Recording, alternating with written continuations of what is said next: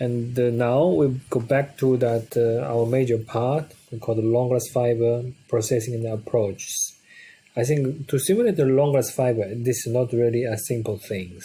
So long-glass fiber, first it is fiber reinforced material. Whether it is long or short, it's always fiber reinforced. And to predict fiber reinforced plastics, I think you basically need to consider three aspects. One is fiber orientations.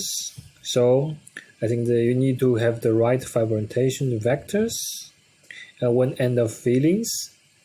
And the second, you have to predict the fiber length, because when you're talking about the long-glass fiber, the fiber length always is a key of the final performance, the key index, key factor for the part performance.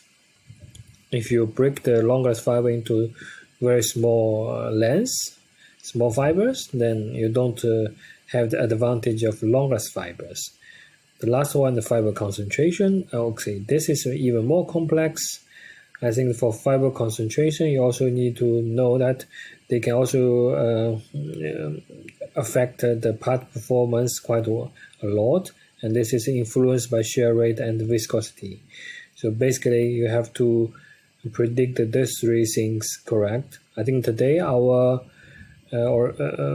slides will be focused on the fiber length predictions. I think that to have the understanding of the fiber length, I think that mainly the fiber, when you put the long-glass fiber into the injection machine, like granular, even it's very long, that I think the fiber length is as long as the granular length. It could be even longer than 10 millimeters. But if you put the granular into the screws, the screw can be, they can cut and share those kind of granular into small pieces. So most of the fiber will break inside the screw and nozzle stage. I don't think you could find a very big break normally inside of the part.